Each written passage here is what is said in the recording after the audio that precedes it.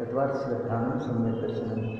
म्हणून 7 तत्वाचं श्रद्धान करा, त्याचं स्वरूप जाणा. जीवाचं स्वरूप, अजीवाचं स्वरूप, आश्रवबंधाचं स्वरूप, संवत निर्जरा, मोक्ष, पुण्य आणि पाप या सर्वाचं स्वरूप जाणून पुण्य पाप हे आश्रव तत्वामध्ये गर्भित आहे. म्हणून 7 तत्व किंवा पुण्य पापाला अलग केलं असताना 9 तत्व 9 पदार्थ होतात. अशा प्रकारे 7 तत्वाचा जो जीव निर्णय करतो त्या जीवाला सम्यक दर्शनाची प्राप्ती होते. तत्वार्थ श्रद्धानं सम्यक दर्शन हे सूत्र आहे ना. सम्यक दर्शन प्राप्त करण्याचा उपाय काय आहे? तत्वाचं श्रद्धान कर, तत्व जाण आणि त्याचं श्रद्धान कर. आणि तत्व तसे पाहिले तर 2च मुख्य आहेत, जीव आणि अजीव. हे विश्व 2 तत्वानेच बनलेलं आहे. याच्यामध्ये एक जीव तत्व आहे जाणणारं आणि एक अजीव तत्व आहे जाणलं जाणारं. त्याच्याशिवाय या जगामध्ये आहे काय? है ना, 2च आहेत ना, जीव आणि अजीव. अजीवाचे पुन्हा 5 भेद झाले, धर्म, अधर्म, आकाश, काल, उद्गल हे त्याचे पुन्हा भेद झाले. त्या ठिकाणी 5 द्रव्य अजीव आहेत आणि 1 द्रव्य जीव, म्हणजे एक जाणणारं आहे, एक ज्ञान तत्व आहे आणि 5 द्रव्य बाकीचं सर्व विश्व नेय तत्व आहे. मी कोणतं तत्व आहे? ज्ञान तत्व आहे. आणि मी स्वतःला जाणू पण शकतो, म्हणून मला ज्ञानाचा विषय पण बनवू शकतो, म्हणून नेय तत्व पण मी आहे. अशा प्रकारे जीव आहे, त्याच्यामध्ये जाणण्याची शक्ती आहे. बाकीच्या कुठल्याही द्रव्यामध्ये जाणण्याची शक्ती नाही. म्हणून या सर्व जगामध्ये सुंदर तत्व, सुंदर द्रव्य, उत्कृष्ट द्रव्य कोणतं आहे? हां, कार्तिकीय अनुप्रेक्षामध्ये पण आलं ना. त्या ठिकाणी जीवद्रव्य आहे ते सर्वोत्कृष्ट द्रव्य आहे, सर्वोत्कृष्ट तत्व आहे.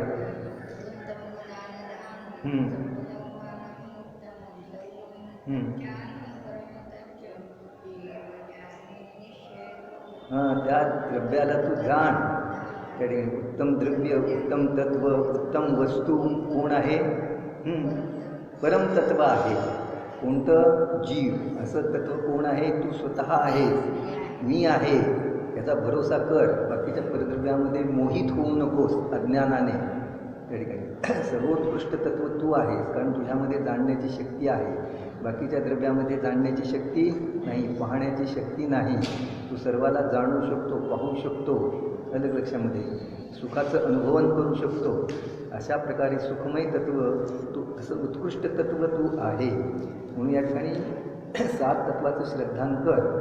त्या ठिकाणी स्वतःला जीव जाण, मान. त्या ठिकाणी अजीवाला भिन्न जाण स्वतःपासून. हा सर्व शास्त्राचा सार आहे. इष्टोपदेशमध्ये आलं ना सगळ्या शास्त्राचा सार. शेवटचा श्लोक इष्टोपदेशचा काय आला? जीव आणि अजीवाला भिन्न.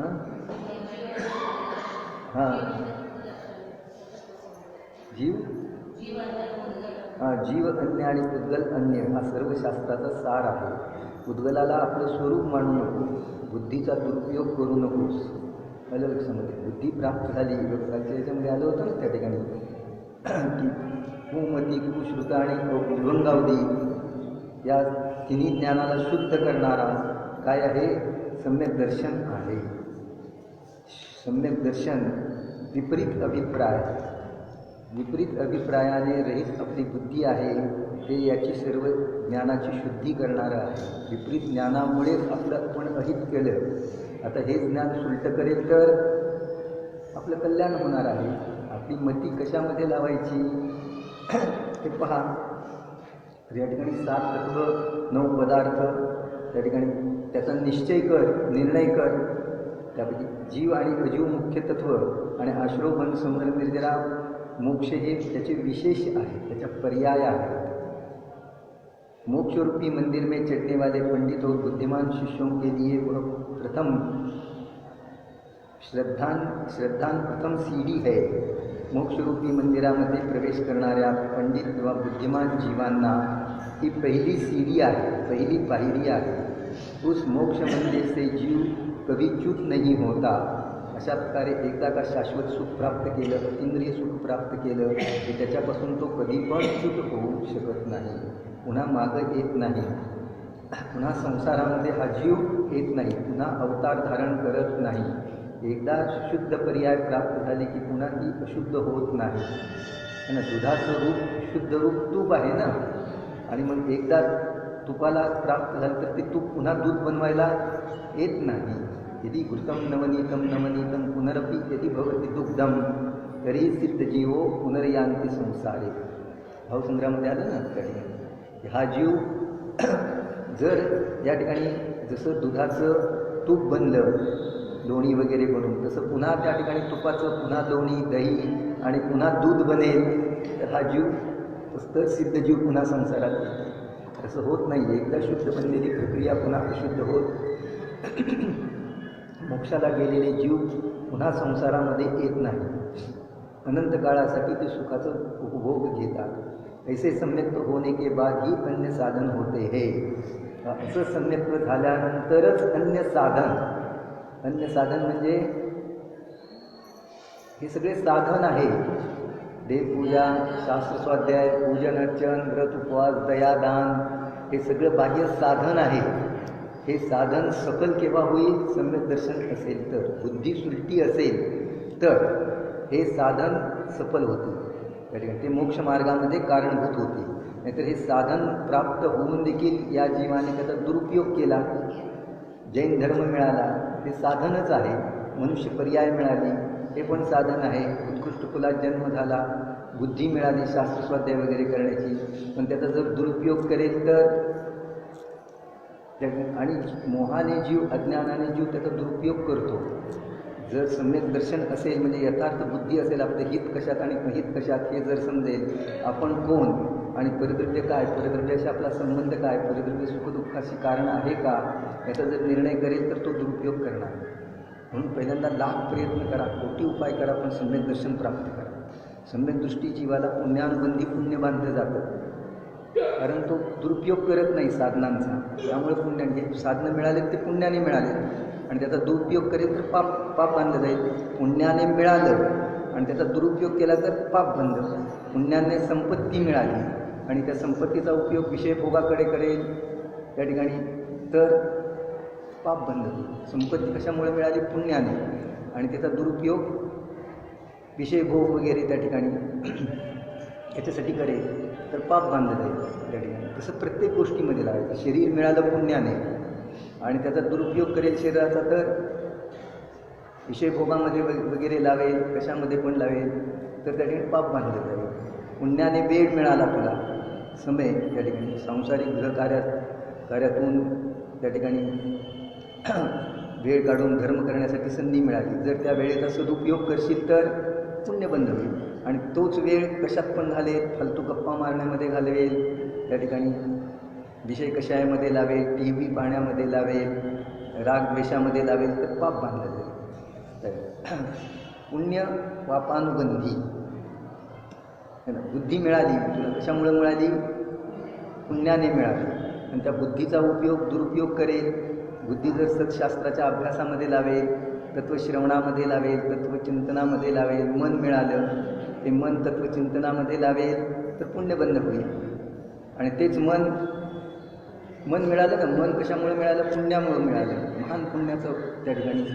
आणि त्या मनाचा दुरुपयोग करेल, अन्य कशाचं पण चिंतन, दुनियाचं चिंतन करत बसेल, याचं चिंतन करत बसेल, याचं कसं व्हायचं, याचं कसं व्हायचं, शरीराचं कसं व्हायचं, तर पाप बांधेल. सगळ्यात मनाचा हा दुरुपयोग अधिक करतो. उन्नतम मानसम यस्य भाग्यम तस्य समुन्नतम. ज्याचं मन उन्नत आहे ना, मानस उन्नतम मानसम यस्य, ज्याचं मन अत्यंत उन्नत आहे, पवित्र आहे, भाग्यम तस्य समुन्नतम, त्याचं भाग्य पण उन्नत असतं. मिळालेलं ज्ञान त्याचा दुरुपयोग करेल तर, कालच झालं होतं ना आपलं, सम्यक दृष्टी जीवाला विवेक प्रगट झालेला आहे. आपली संपत्ती कुठं खर्च करायची, कशासाठी खर्च करायची, त्या ठिकाणी ज्ञान ही आपली संपत्ती आहे. आणि ती जर परद्रव्यामध्ये खर्च करेल तर, विषयामध्ये खर्च करेल तर पाप बंद होईल. आणि तीच जर तत्वविचारामध्ये खर्च करेल तर पुण्यबंध पण होईल. आणि तत्वविचार करत करत असताना निर्विकल्प स्वभावाची जर जाणीव होईल तर सम्यक दर्शन पण प्राप्त होईल. बुद्धी कुठं लावेल? ज्या बुद्धीनं आपण हा संसार वाढवला त्या बुद्धीनं संसाराचा नाश करू शकतो. ज्या बुद्धीनं स्त्री पर्याय प्राप्त केली त्याच बुद्धीनं स्त्री पर्यायाचा पण नाश करू शकतो. कशाच्याद्वारे? हित अहित त्या ठिकाणी. म्हणून सम्यक दर्शन प्राप्त करा, विवेक प्रगट करा. परवस्तू सुखदुःखाचं कारण नाही याचा निर्णय करा. जी परवस्तू सुखामध्ये निमित्त मानतो, धर्मामध्ये निमित्त मानतो, तीच पापामध्ये पण निमित्त होऊ शकते. कमठाने पार्श्वनाथ भगवंतांना पाहून क्रोध आला, द्वेषाचे भाव आले, उपसर्ग करण्याचे भाव आले, अशी बुद्धी झाली की नाही त्या ठिकाणी. आणि ज्या वेळेला पार्श्वनाथांना केवळ ज्ञान झालं त्यावेळेस त्याच कमठाने पार्श्वनाथ भगवंताच्या चरणाजवळ सम्यक दर्शन प्राप्त केलं. तेच पार्श्वनाथ भगवान एकच होते ना. एक द्वेषामध्ये कारणभूत होते त्यावेळेस पाप बांधत होता आणि तेच त्या ठिकाणी सम्यक दर्शन प्राप्त केलं, बुद्धी पलटली. तेच पार्श्वनाथ भगवान का दुसरे आहेत त्या ठिकाणी. तेच सुकौशल मुनी त्या ठिकाणी की ज्यांची आई त्यांच्यावर इतकं मोह करत होती, इतकं प्रेम करत होती त्या ठिकाणी की यांनी दीक्षा घेता कामा नये, मुनी होता कामा नये आणि त्या ठिकाणी. आणि दीक्षा घेतल्यानंतर अर्थरौद्र परिणामाने म्हणून तीच सुकौशल मुनींची माता जी त्यांच्यावर मोह करणारी तीच वाघीण बनली. तेच सुकौशल मुनी होते का दुसरे होते? वाघीण बनून त्यांच्याप्रती द्वेष त्या ठिकाणी. दुःखामध्ये निमित्त पडले ना, त्यांनी दीक्षा घेतली, द्वेषभाव उत्पन्न झाला आणि पुन्हा जातीस्मरण झालं तर तेच सुकौशल मुनी तिला सम्यक्त्वामध्ये निमित्त पडले. त्या वाघिणीला जे निमित्त पापामध्ये कारणभूत आहे तेच पुण्यामध्ये निमित्त पडलं, जे द्वेषामध्ये कारणभूत होतं तेच रागामध्ये निमित्त झालं. कोणाला निमित्ताला दोष देऊन काय करणार आहे? हा ना, इतिहासामध्ये पहा त्या ठिकाणी तीच गोष्ट आहे ना त्या ठिकाणी. एकच त्या ठिकाणी जो मरीचीचा जीव त्या ठिकाणी, श्रेणिकाचा जीव मुनींना पाहून द्वेष उत्पन्न झाला, बदला घेण्याचे भाव झाले, मुनींच्या गळ्यात साप घातला त्या ठिकाणी. आणि तेच मुनी यशोधर मुनिराज पुन्हा त्यांना सम्यक्त्वामध्ये निमित्त पडले. ज्या मुनींचा तो द्वेष करत होता तेच मुनी का दुसरे मुनी होते? तेच निमित्त होतं ना. बुद्धी पलटली. आपली बुद्धी पलटवा, आपली बुद्धी सत्शास्त्रामध्ये लावा, विषयामध्ये काढा आणि आपल्या आपल्या बुद्धीच्या द्वारे आपलं कल्याण होणार आहे, आपल्या ज्ञानाच्या द्वारे आपलं कल्याण होणार आहे. ज्ञानेन पुंसा सकलार्थ सिद्धी. ज्ञानाच्याद्वारे आपलं सर्व सिद्धी प्राप्त होणार आहे. त्या ठिकाणी बुद्धी कशामध्ये लावायची, ज्ञान कशामध्ये लावायचं, आज जैन कुलपणा प्राप्त झालेला आहे. स्वाध्याय करण्याची हे सगळं इतकं उत्कृष्ट पुण्य उदयात आलेलं आहे. जर हे आपण योग्य कार्यामध्ये लावलं तर पुण्यानुबंधी पुण्य, आणि हे जर फालतू कार्यामध्ये लावलं तर पुण्य पापानुबंधी. श्लोक वार्तिकमध्ये पुण्यानुबंधी पुण्य, पापानुबंधी पुण्य, पुण्यानुबंधी पाप, पापानुबंधी पाप, हे सगळ्याच्या व्याख्या केलेल्या आहेत विद्यानंद स्वामींनी त्या ठिकाणी. कसं असतं त्या ठिकाणी सम्यक दृष्टीचं पुण्य असतं ते पुण्यानुबंधी पुण्य असतं. येथे गोष्ट लक्षात. तो जितका वेळ मिळेल, जितकी शक्ती असेल, जेवढं करता येत असेल तेवढं आपलं कल्याण करण्याकडे तो शक्ती लावत असतो. त्यामुळं त्या ठिकाणी त्याला धर्माची पण प्राप्ती होते आणि पुण्याची पण प्राप्ती होते. जिनवचसी रमनते हे स्वयं स्वांत मोहा. आलं ना त्याच्यामध्ये? आलं समयसार्थ कलश आला ना त्या ठिकाणी. उभयनय विरोध ध्वंसिनी स्यात् पदांके जिनवचसी रमनते हे स्वयं स्वांत मोहा. ज्याचं बुद्धी, ज्याचं मन जिनवचनामध्ये रमतं आहे, जिनवचसी रमनते हे स्वयं वांत मोहा. एक वाक्य दिवसभर चिंतनासाठी पुरेसं असतं. जिनवचसी रमनते हे स्वयं वांत मोहा. चौथा कलश असेल, तिसरा किंवा चौथा. जिनवचसी रमनते हे स्वयं वांत मोहा. उभयनय विरोध सुरुवात आहे. उभयनय विरोध ध्वंसिनी स्यात् पदांके. दोन्ही नयाचा विरोध मिटविणारी. आलं लक्षामध्ये? वाद विवाद मिटविणारी यथार्थ वस्तुस्वरूप. चौथा उभयनय विरोध ध्वंसिनी स्यात् पदांके जिनवचसी रमनते. अशा प्रकारे या जिनवचनामध्ये जी बुद्धी रमते, स्वांत मोहा, ती मोहाचा नाश करते. अशा प्रकारे मोहाचा हळूहळू नाश होत जाईल तर काय होईल? एक दिवस संपूर्ण मोहाचा नाश होऊन जाईल. संपूर्ण मोहाचा नाश होईल तर काय होईल? केवळ ज्ञान प्राप्त होईल. सपदी समयसारम ते परम ज्योतिरुच्चे है ना. ते समयसाराला प्राप्त होतील, त्या ठिकाणी उत्कृष्ट ज्योती प्रगट होईल. मोहाचा अभाव होईल तर. आणि मोहाचा अभाव होण्याचं साधन काय सांगितलं? जिनवचसी रमनते. जिनवचनामध्ये जिनवचन हे साधन सांगितलं, बाह्य साधन, आणि आपली बुद्धी हे अंतरंग साधन सांगितलं. आपली बुद्धी कुठं लावेल त्याप्रमाणे है ना. आपली बुद्धी जिनवचनामध्ये वेळ मिळाला की जिनवचनामध्ये आपली बुद्धी लावा.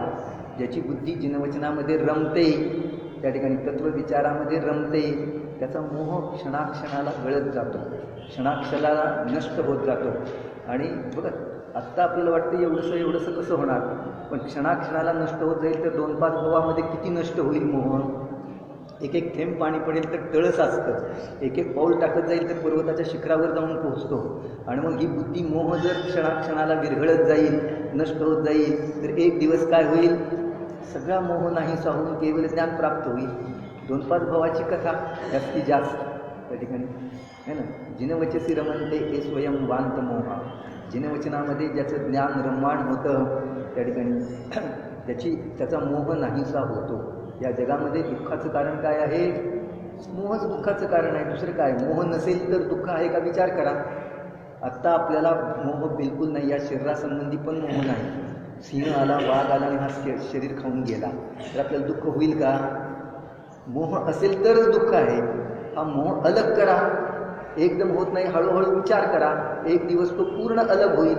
काही कोणाचाही एकदम काही नाहीसा झाला नाही. सुकुमार स्वामीचा पण एका दिवसात नाहीसा झाला नाही. कोल्लीन आली त्यांचा मोह नाहीसा झाला असं लगेच झालं काय त्या ठिकाणी. वाघीण आली आणि सुकौशल मुनींचा मोह नाहीसा झाला नाही. त्यांनी पण आधीच्या भवामध्ये उपासना केलेली आहे, आराधना केलेली आहे, विचार केलेला आहे. रोज थोडा थोडा विचार करा, हे शरीर मी नाही, हे शरीर नष्ट झालं तरी मला त्याची पर्वा नाही, कारण मी बरोबर आणलेलं नाही, ते माझं होऊ शकत नाही. या शरीराच्याद्वारे सुख नाही, दुःख नाही. तसं परद्रव्याच्या संबंधी सगळ्या विचार करायचा. कोणीही आपले नातेवाईक असो, स्त्रीपुत्राधिक असो, धनसंपत्ती असो, हे आपलं स्वरूप नाही. आपण व्यर्थ त्याच्याशी मोह लावलेला आहे, आपण मोहाने त्याच्याशी जुडलेलो आहोत. हा अपराध कोणाचा आहे, आपला आहे, कर्माचा पण नाही. मोह आहे ना त्या ठिकाणी, हा आपला अपराध आपला आहे. तू त्या मोहाला सोड त्या ठिकाणी. बस हा मोह सोडायला तयार नाही. सगळं काही करायला सांगा पण मला मोह सोडायला सांगू नका. मोहाची मूठ इतकी घट्ट बांधलेली आहे त्याने त्या ठिकाणी की त्या ठिकाणी समोर शरणात जरी गेला, मोहामुळे तू दुःखी आहेस असं भगवान सांगतायत, तो मान हलवेल. बरोबर आहे भगवान, तुम्ही सांगताय 100% सत्य आहे. मी मोहामुळे दुःखी आहे. मोहाची मूठ घट्ट त्या ठिकाणी. समोर शरणातून बाहेर आला की पुन्हा जसाच्या तसा, कोरडाच्या कोरडा. निर्णय कर. मोहच दुःखाचं कारण आहे, राग द्वेषच दुःखाचं कारण आहे. दुःख कशामुळे आहे, जर कोणाच्या प्रती राग नसेल, कोणाच्या प्रती द्वेष नसेल, कोणाच्या प्रती मोह नसेल, शरीराधिकाच्या प्रती, घराच्या प्रती, धनसंपत्तीच्या प्रती मोह नसेल तर किती दुःख होईल. ज्याचा जितका मोह कमी तितकं कमी दुःख, त्याचा जितका मोह अधिक तितकं दुःख अधिक. त्या ठिकाणी मोह सोडण्याचा, तोडण्याच्या प्रतिसमयाला अभ्यास कर. प्रतिसमयाला मोह तोडण्याचा अभ्यास म्हणजेच धर्माचा अभ्यास. धर्माचा अभ्यास म्हणजे काय, हा ना. नवीन नवीन पुस्तक हे साधन आहे. जिनवचसी रमणते, तुझं मन या जिनवचनामध्ये रमव आणि त्याच्याद्वारे मोह तोड. हे मोह तोडण्याचं साधन आहे. त्याच्याद्वारे जर मोह कमी झाला तर तू त्याचा सदुपयोग केला, आणि जर मोह नाही कमी झाला तर त्याला घेऊन पण मोह वाढविणारे लोक असतात. जिनवचन, देवदर्शन, मंदिर याला घेऊन सुद्धा मान, मत्र, प्रतिष्ठा, मोह वाढविणारे असतात ना, कशाय वाढविणारे असतात. याला घेऊन कशाय करणारे जीव असतात. शास्त्र घेऊन वादविवाद करून आहे ना, त्याच्यामध्ये वेळ घालून वादविवादामध्ये तासनतास माझं खरं तुझं खरं त्या ठिकाणी अशा प्रकारे याच्यामध्ये वेळ घालवून त्या ठिकाणी अहंपुष्ट करतात. मला अधिक ज्ञान आहे, मला अधिक ज्ञान आहे. काय झालं, तू मोह हे आहे ते मोह नष्ट करण्यासाठी आहे त्या ठिकाणी. दर्शन मोह, चारित्र मोहाचा क्षय होईल तर तुझा मोक्ष मार्ग चालू होईल. पहिल्यांदा दर्शन मोहाचा क्षय कर, विपरीत मान्यतेचा क्षय कर. तुला प्राप्त ज्ञान आहे ते प्राप्त ज्ञान वस्तुस्वरूपाकडे लाव, तत्त्वज्ञानाकडे लाव त्या ठिकाणी, तत्त्वविचाराकडे लाव. तर नियमाने दर्शन मोह ढिला पडेल, दर्शन मोह नष्ट होईल, विपरीत मान्यता नष्ट होईल, चारित्र मोह पण नष्ट व्हायला सुरुवात होईल, मोक्ष मार्ग सुरू होईल. एक दिवस दोन्ही प्रकारचा मोह नष्ट होऊन केवळ ज्ञान प्राप्त होईल. म्हणून या ठिकाणी मोक्षरूपी मंदिर में चढ़ने वाले पंडित और बुद्धिमान शिष्यों के लिए वह श्रद्धान प्रथम सीढ़ी है. हे श्रद्धान आहे ते पहिलं पायरी आहे. उस मोक्ष मंदिर से जीव कभी च्युत नहीं होता. ऐसे सम्यक्त्व के होने के बाद अन्य साधन होते हैं. असं सम्यक्त्व आपल्याला काय करायचे, धर्म करायचा आहे म्हणजे काय करायचं आहे, धर्म करायचा आहे म्हणजे मोह दूर करायचा आहे, विपरीत मान्यता दूर करायची आहे, दर्शन मोह दूर करायचं आहे त्या ठिकाणी. अशा प्रकारे निश्चिती झाली तर त्यासाठी तो पूजन अर्चन दयादान व्रत उपवास हे सगळं कशासाठी करेल? लक्ष कुठं असेल? दर्शन मोहाच्या क्षयाकडं असेल. ध्येय लक्ष कुठं आहे? हे सगळं करायचं कशासाठी करायचं? स्वाध्याय करायचा कशासाठी करायचा? विपरीत मान्यता दूर करण्यासाठी, अंधश्रद्धा दूर करण्यासाठी. आलं लक्षामध्ये? दुसरं, मला याच्याद्वारे कशाचीही प्राप्ती इच्छा नाही, त्या ठिकाणी संसाराची इच्छा नाही, भोगाची इच्छा नाही, धनसंपत्तीची इच्छा नाही. तर विपरीत मान्यता हे शरीर सुखाचं कारण आहे, धनसंपत्ती सुखाचं कारण आहे, अन्य कोणीतरी मला सुखी करेल, वाट पाहण्याची आवश्यकता नाही. तू जे कर्म केलेलं आहे ते तुला भोगावं लागणार आहे. कोणीतरी येऊन मदत करेल, कोणीतरी मला याच्यातून सोडवेल. तू जिनवचनाचा अभ्यास कर, त्या ठिकाणी मोह ढिला पडेल. मोह जितका ढिला पडेल तितका तू सुखी बनत जाशील. संपूर्ण मोह नष्ट होईल तर तू पूर्ण सुखी बनशील. म्हणून सम्यक्त झाल्यानंतरच अन्य साधन हे साधन म्हटले जातात. यद्यपि आधी पण त्या ठिकाणी पाप कार्यामधली दृष्टी, पाप कार्यामधली बुद्धी, पाप कार्याच्या क्रिया सोडण्यासाठी हे साधन आहे. पाप कार्य करेल तर दुर्गतीलाच जाईल. म्हणून या ठिकाणी देवदर्शन, पूजन अर्चन हे पुण्य कमवण्यामध्ये पण साधन आहे. परंतु धर्म करण्यामध्ये साधन त्याच वेळी होऊ शकेल ज्या वेळेला स्वचं लक्ष करेल, त्यावेळेला सम्यक दर्शन प्राप्त करेल, आत्मानुभूती करेल. तर त्या ठिकाणी हे सर्व साधन आहेत ते त्याला परंपरेने मोक्षाचं कारण आहे. आलं लक्षामध्ये? या सर्व हे पुण्य त्याला परंपरेने मोक्षाचं कारण आहे. अज्ञानी जीवाला, मिथ्यादृष्टी जीवाला हे पुण्य संसारामध्ये रखडायला कारण आहे. पुण्य पापानुबंधी, पुण्याचा पण बंद होईल, पण त्यानंतर जो भव प्राप्त होईल त्या भवामध्ये या सर्व पुण्य सामग्रीचा उपयोग तो पाप कार्यासाठी करेल आणि अनेक भव बिघडून टाकेल पुढची. आणि सम्यकदृष्टी जीव त्याला पण पुण्य प्राप्त होईल, पण तो त्यावेळेला पण तत्वदृष्टीमुळं, तत्वनिर्णयामुळं, तत्वरुचीमुळं त्या ठिकाणी तो काय करेल? राग द्वेष मोह कमी करण्याचाच उपाय करेल त्याच्याद्वारे त्यामध्ये, आणि असलेला मोह पण नष्ट करून टाकेल. म्हणून त्या ठिकाणी सांगितले सम्यक्त होने के बाद ही अन्य साधन होते हैं. यह सम्यक्त 4 आराधनाओं में प्रथम आराधना है. हे सम्यक्त म्हणजे काय आहे? 4 आराधनापैकी पहिली आराधना हे सम्यक दर्शन आहे. म्हणून सम्यक दर्शनाची आराधना करा, सगळी शक्ती पणाला लावा, सम्यक दर्शन प्राप्त करेंगे. है ना? मुलांच्याकडून पण घोषणा म्हणून घेतो ना आपण, सम्यक दर्शन प्राप्त करेंगे. काय ते काय दुसऱ्याला सांगण्यासाठी घोषणा आहे काय? तरी आपल्यासाठी आहे. त्या ठिकाणी निर्णय आहे, या ठिकाणी घोषणा आहे ना, सम्यक दर्शन प्राप्त करेंगे. 4 आराधना, दर्शन आराधना, ज्ञान आराधना, चारित्र आराधना आणि तप आराधना. याचं वर्णन पुढे येणार आहे. मोक्षाचं वर्णन, सुखी बनायचं आहे ना, तर या 4 आराधनेच्याच द्वारे तू सुखी बनशील, दुसऱ्याच्या द्वारे नाही. हे त्याचं बीज आहे. जे पाहिजे सुखी बनण्याचं बीज पुण्य नाही. सुखी बनण्याचं बीज पुण्य नाही. सुखी बनायचं असेल तर 4 प्रकारची आराधना कर. दर्शन, ज्ञान, चारित्र आणि तप, 4 प्रकारची आराधना. त्याच्याद्वारे तुला मोक्ष प्राप्त होईल, आणि मोक्ष प्राप्त करशील तर तू परम सुखी बनशील. सर्वोत्कृष्ट सुखी होण्याचा हा उपाय आहे. पुण्य आहे तो बाह्य साधन सामग्री गोळा करण्याचा उपाय आहे. पुण्यामुळे 4 अघात्या कर्मामध्ये भेद होतो, घातिया कर्मामध्ये फरक पडत नाही. त्या ठिकाणी ज्ञानावरण, दर्शनावरण, अंतराय आणि मोहनीय या कर्मामध्ये पुण्यामुळं भेद पडत नाही. ते बांधलेच जात असतात, ज्ञानावरण, दर्शनावरण, अंतराय आणि मोहनीय. मग 4 अघात्या कर्मामध्ये पुण्यामुळं सुंदर शरीर म्हणजे नाम कर्म, सुंदर शरीर प्राप्त होईल, उच्च गोत्रामध्ये जन्म होईल, बाहेरून अनुकूलता प्राप्त होईल, बाहेरून सुख वगैरे प्राप्त होईल, वेदनीय कर्म वगैरे याच्याद्वारे. परंतु हे बाहेरून पण शांती नाही प्राप्त होत. पुण्याच्याद्वारे बाहेरची साधन सामग्री मिळेल. अज्ञानी जीव हे बाहेरची साधन सामग्री हे धर्माचं फळ मानतो, परंतु हे धर्माचं फळ नाही, हे पुण्याचं फळ आहे. समोशरणाची विभूती पण धर्माचं फळ आहे की पुण्याचं फळ आहे? चक्रवर्तीची विभूती पुण्याचं फळ आहे. धर्माचं फळ शांती आहे, तत्काल शांती आणि भविष्यकाळात पण शांती. आणि ही शांती कशामुळे मिळते? 4 प्रकारच्या आराधनेच्याद्वारे. धर्म आणि पुण्य याच्यामध्ये फरक आहे. पुण्य आणि पापामध्ये फरक आहे की नाही? त्या ठिकाणी आहेत तर दोघंही एकाच चांडाळणीचे पुत्र, पण त्या दोघांमध्ये फरक आहे ना व्यवहाराने. तसं या ठिकाणी धर्म आणि पुण्य याच्यामध्ये फरक आहे की नाही? पुण्य मोक्षाचं साधन आहे की संसाराचं साधन आहे? संसाराचं साधन आहे, ते मोक्षाचं कधी साधन होऊ शकत नाही. सम्यक दृष्टीच्या पुण्यावर आरोप आलेला आहे. सम्यक दृष्टीचं पुण्य मोक्षाचं साधन आहे, कारण तो त्या पुण्याचा दुरुपयोग करत नाही. पुण्यामुळे संपत्ती प्राप्त झाली, तो विषय भोगामध्ये खर्च करत नाही. आलं लक्षामध्ये? तो धर्मकार्यामध्ये, आपल्यामध्ये पण वितरागता कशी वाढेल, आपली बुद्धी धर्मकार्यामध्ये कशी वाढेल, अन्य जीव पण धर्मकार्यामध्ये कसे लागतील, याच्यासाठी तो त्याचा खर्च करतो. आणि अज्ञानी जीव विषय कशामध्ये खर्च करतो? भोगामध्ये खर्च करतो आणि पाप मानतो. पुण्याने प्राप्त झाली आणि भोगामध्ये खर्च केली आहे ना. त्या ठिकाणी कसं आहे, विचार करा ना थोडं. प्रत्येक गोष्ट, शरीर पुण्याने प्राप्त झालं आणि लावलं कशामध्ये? कमाई धमाईमध्ये, पैसा कमवण्यामध्ये वगैरे, या ठिकाणी लोभ करण्यामध्ये, आणखीन कशामध्ये? अन्य परद्रव्याचं चिंतन मनन वगैरे करण्यामध्ये, लोभामध्ये, मानामध्ये सगळी बुद्धी लावली, पाप बांधले.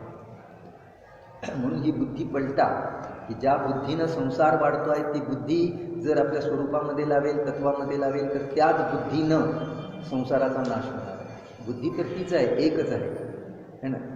ती बुद्धी आहे ना, ते ज्ञान जे आपल्याला सुखी करण्यामध्ये कारणीभूत होऊ शकतं, ती विद्या जी प्रतिसमयाला आनंद देते.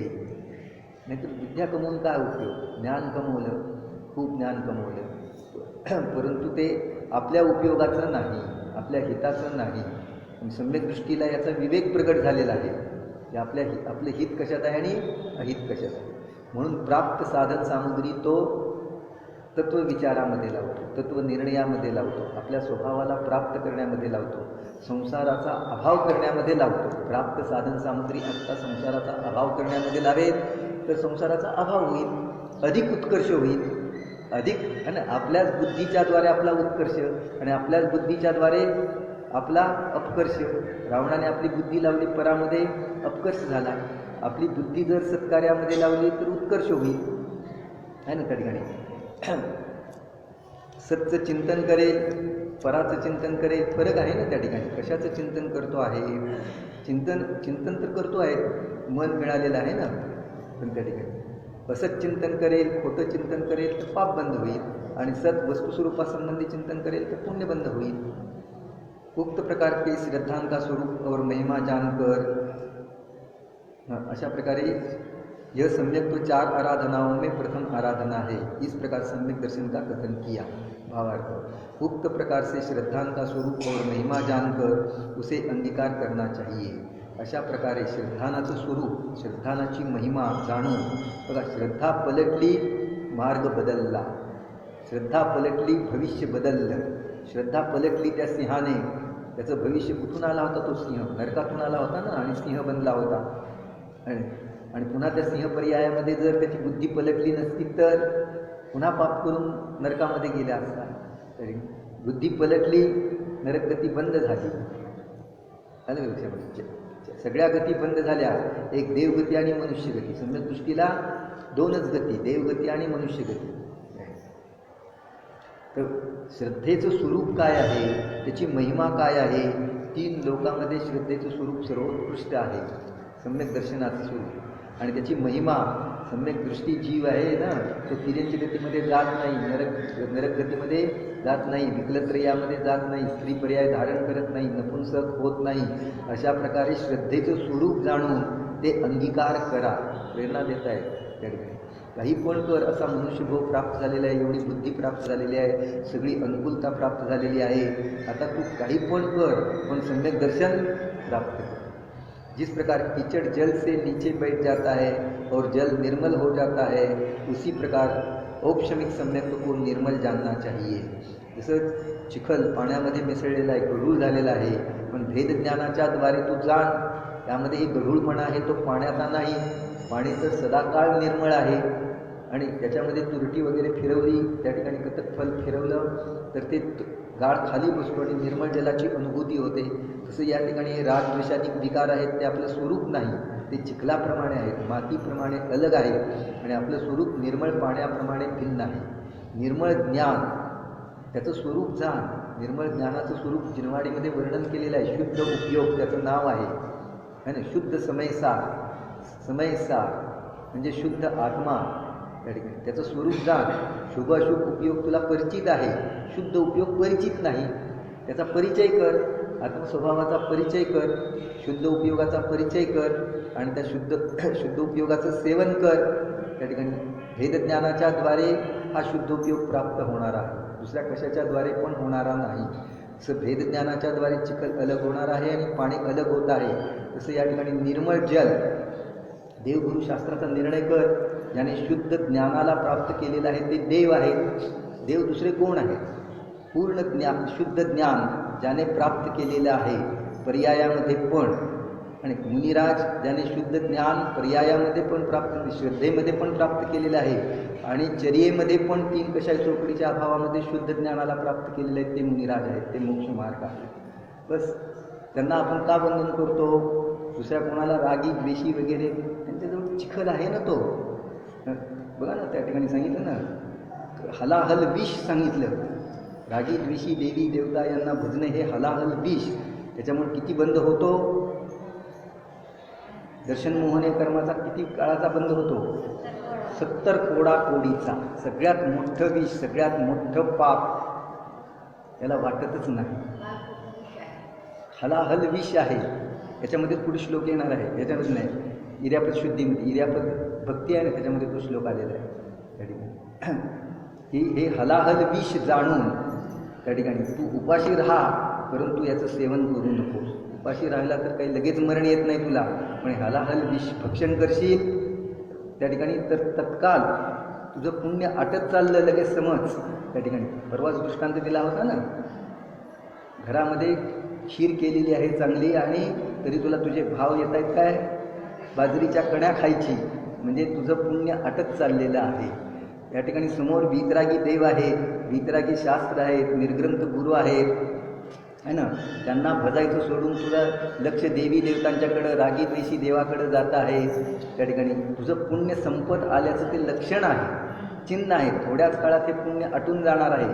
हलाहल विष भक्षण करणार आहे तो नजीकच्या काळामध्ये तडफडून मरणार आहे. सर्व संकटाचं, सर्व दुःखाचं ते मूळ आहे. 5 पापामध्ये सर्वात मोठं पाप, त्या पापाचा ते बाप आहे.